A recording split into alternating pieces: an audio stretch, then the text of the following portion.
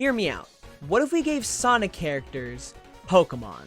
Today we're making teams for 6 lucky Sonic characters. These Pokemon will be selected based on the character's appearances, abilities, and personality.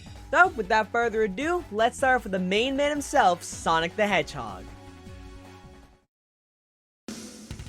For Sonic, we're going to focus on Pokemon with a high speed stat, because we can't really get a handle on his type. Sonic's partner Pokemon will be a Alolan Sandslash. I mean, look at them, they're practically twins. While Alolan Sandslash isn't that fast, with its hidden ability Slush Rush, its speed doubles in snow. Plus, it can learn a move like Rollout, which is kind of like Sonic's Spin Dash. Sonic's next Pokemon will be the Willpower Pokemon Azelf. Sonic is many things. Fast, free, strong-willed, and the fast, blue, willpower Pokemon perfectly encapsulates that. Get it? Encapsulate, and we're talking about capsule monsters? Azelf is a psychic type, and Sonic doesn't have any psychic powers, but I can look past it in this case. The next 4 Pokemon are here to represent Sonic's other popular forms, and I apologize to all of my Secret Rings enthusiasts. Dark-Spine Sonic just didn't make the cut. Representing the Werehog is Shiny Midnight Lycanroc. While it is the slowest Pokemon here, not counting Sandslash, it's fine because the Werehog's gameplay is far slower than Daytime Sonic. Another legendary cutting through the competition is Zacian, representing Excalibur Sonic. It was between Aegislash and Zacian, but I went with Zacian because of her superior speed. Also, Aegislash has a shield, and Excalibur Sonic doesn't. And now for Sonic's most popular forms. As for Super Sonic, I really wanted to be represented by a Mega Evolution, as Mega Evolution requires a special stone, and Super Sonic requires 7 special stones. After looking at all my options, I ultimately went with Mega Magnetric. I chose the Discharge Pokemon because of its high speed and its hair spikes up like Super Sonic. Last but not least, representing Hypersonic is the Alpha Pokemon Arceus. Before Gen 6 and the release of the Mega Mewtwo's, Arceus was by far the strongest Pokemon with a massive base stat total of 720. Hypersonic is, well, Sonic's strongest form. Other reason I chose Arceus is because he changes colors with the plates. Hypersonic flashes a bunch of different colors. And with that, Sonic's team is complete. Now it's time for Tails. Tails' team will be composed of Steel, Electric, and Flying type Pokemon, or at least Pokemon that have Levitate, Smart Pokemon, and Pokemon that look like they could have been invented by Tails. Deciding on Tails' partner Pokemon was tough. I wanted a Pokemon that either had 2 tails, was a fox, or could fly. It was tough, but I eventually found the perfect Pokemon, Uxie. Uxie is a Pokemon with accentuated yellow features, has Levitate, and has 2 tails. Much like Azelf being the willpower Pokemon, Uxie is the knowledge Pokemon, which fits perfectly for Tails. Ninetales is his next Pokemon only because of numerous tails and yellow body. The next 3 Pokemon are all representative of Tails' inventive side. Corviknight and Magnezone are 2 steel types that look like they could have been invented by Tails. Magnezone representing Tails' energy cannon from Sonic Battle, and Corviknight actually referencing the antagonist of Tails' adventure, the Battle Cuckoo Empire. Corviknight is representing them because they're birds. Now, I already put Corviknight on the team because he's friendly and he's a flying type, but I only made this connection after the fact, and then I realized that I'm a genius. Another Pokemon that could assist Tails in his inventions is Rotom. I could totally see Rotom possessing Tails' inventions, and then eventually helping out around the lab when it feels like it. Tails' last Pokemon will be Latios, representing the Cyclone from Sonic Adventure 2 and Sonic Frontiers. Latios is here because he's blue, like the Cyclone, and his dex entries say that he can overtake jet planes. Tails' team probably took the longest to compose, but I am more than happy with the end result. Now for Knuckles.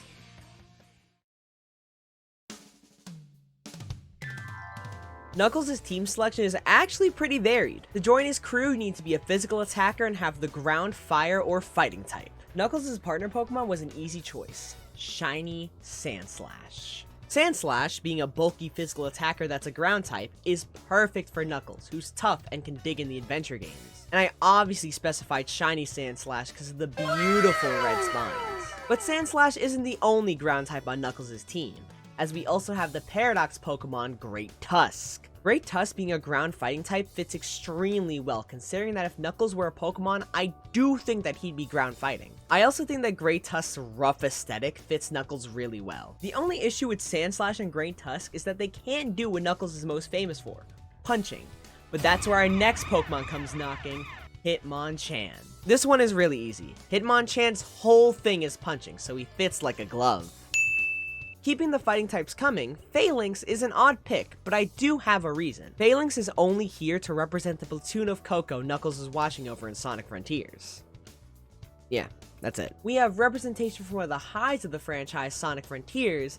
Now it's time for representation for one of the lows, Sonic Boom. And to represent the one and only Boom Knuckles, we have a very similarly roided out Buzzwole. He's buff, Boom Knuckles is buff, Buzzwole's from another world, and Sonic Boom takes place in another universe. Works for me! Finally, for Knuckles, we have the all-powerful Darmanitan, representing his fire abilities that are shown in Heroes and his series from the movie continuity. I could have gone with a firefighting type, but after looking over all my options, none of them really fit. Darmanitan primarily punches and has a higher attack stat than all of the other firefighting types. Plus, Darmanitan is really cool, especially in his Galarian form. Knuckles' team was definitely a little silly, but I really enjoyed making it.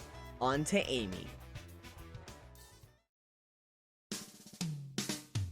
Amy's team will consist of fairy types and pink Pokemon that fit her aesthetic. Right off the bat, Amy has the perfect partner Pokemon, Tinkaton. Tinkaton is a pink fairy type Pokemon with a large hammer, a perfect fit for Amy with her Pico Pico hammer.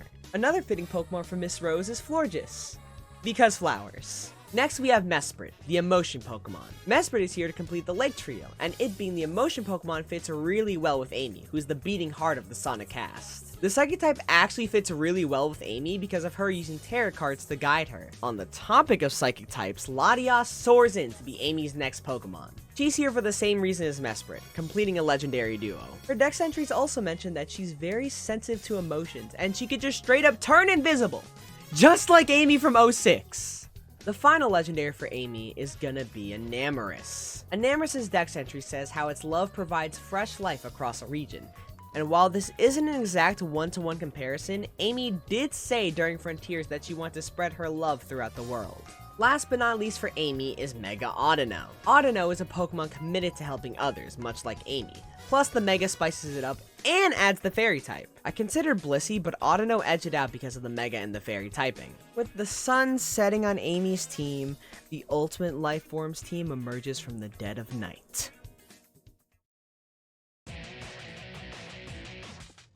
Out of all the teams I've crafted for these characters, Shadow's team by far has the most depth. Not typing wise though, all the Pokemon are, or have the potential to be, dark types. For Shadow's partner Pokemon, I decided to go with Hisuian Samurott. Hisuian Samurott was chosen because of its black and red accents, and because it's a Pokemon from the past, much like Shadow, who was created 50 years ago. Scrafty is the second member of the Shadow Squad because its more recent dex entries state that while it is rude, it takes care of its friends and its family. This is pretty much how the newer, edgy, less complex Shadow is written. Kind of a jerk, but a jerk that cares. The next two Pokemon actually have no depth to them and were just chosen specifically for their color scheme. Galarian Moltres with its black body and its red flames is a perfect fit for Shadow. And King Gambit is mainly here because it's a really cool Pokemon and one of my favorites, just like Shadow. The depth does return with the last two Pokemon, starting with Absol. Absol is known as the disaster Pokemon, but this and its dark typing are actually a mischaracterization. Its dex entries make it clear that Absol has the ability to detect disasters, and using this ability, it appears for people to warn them, only to be mistaken as the bringer of said disasters. This also somehow alters its DNA, making it a dark type?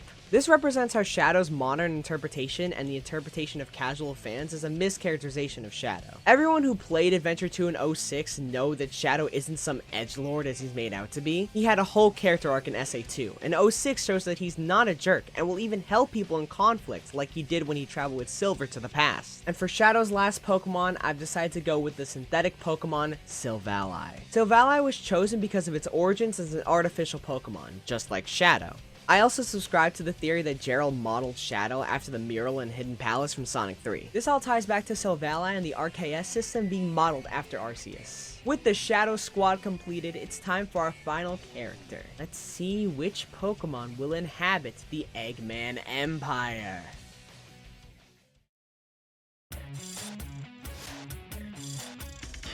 Eggman's team was definitely the toughest to craft. His team will consist of steel types and Pokemon that look like they could be badniks he'd make.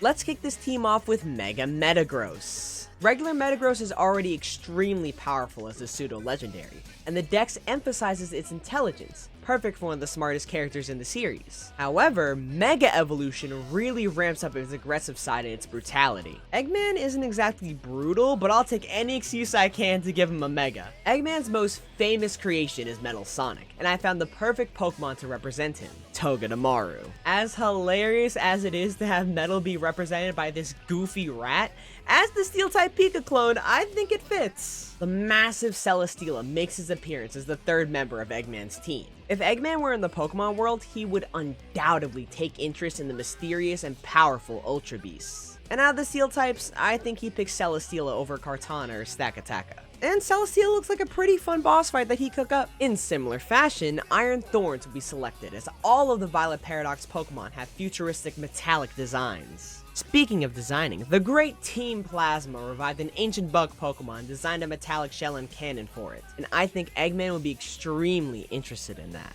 For that reason, I think Genesect would be a great fit for the Eggman Empire. I mean, one evil team already has plans to use it, why not one evil scientist? The last Pokemon for the good doctor is the legendary temporal Pokemon, Dialga. I really wanted a Pokemon to represent a final boss from one of the Sonic games, and I picked Dialga to represent the Time Eater from Sonic Generations. Why the Time Eater? Well, the Time Eater is actually the only monster final boss that Eggman actually controls, unlike Chaos and Dark Gaia, who just smack him away once they reach full power. And those are the teams chosen for the 6 Sonic characters in this video. But we all know Sonic has a much wider cast, so if y'all want a part 2, put it down in the comments below! Between team building and the editing, this video was actually really fun to make. So if you enjoyed, make sure you hit that like button, hit that subscribe button, hit that bell to get notified whenever I upload. We're on the road to 2,000 subscribers. Let's hit that ASAP. So yeah, that's all. Bye, guys.